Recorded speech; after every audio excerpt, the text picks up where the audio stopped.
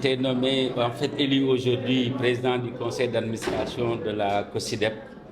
Donc c'est véritablement un honneur pour moi, mais aussi un honneur pour notre structure qui est Aider Action, qui est une ONG internationale qui est présente au Sénégal depuis plus de 40 ans et qui a beaucoup apporté au système éducatif sénégalais, donc en collaboration avec le ministère, mais aussi certains cadres de concertation qui travaillent dans le domaine de l'éducation. Nous avons apporté, depuis notre installation, notre contribution au développement de l'éducation. En fait, c'est un honneur d'avoir succédé à Madame Hélène Ramagnan, que je salue au passage, qui est en fait non seulement une sœur,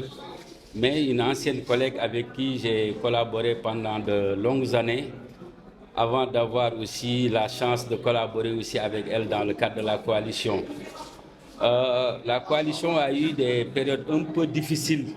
par rapport à ces 4 dernières années, compte tenu des multiples crises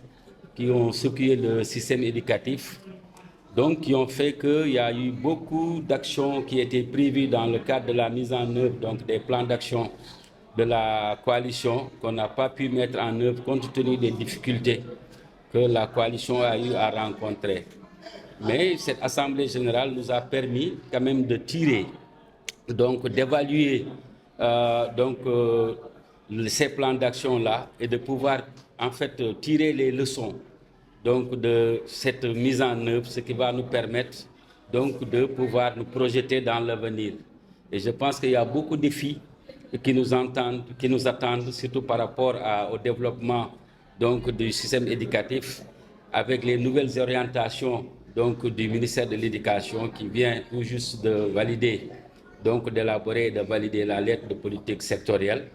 et où il y a des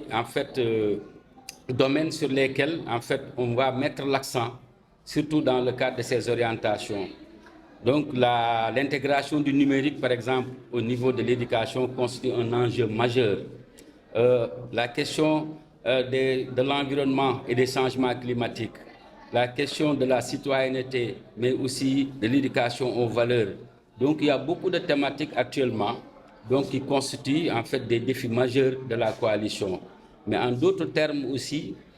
c'est bien beau d'avoir une coalition qui est composée d'acteurs divers, d'avoir des idées, d'être une force de réflexion, mais on a besoin aussi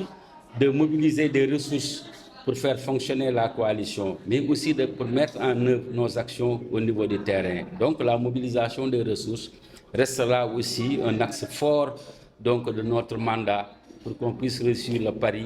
donc, de relever les défis au niveau de l'éducation.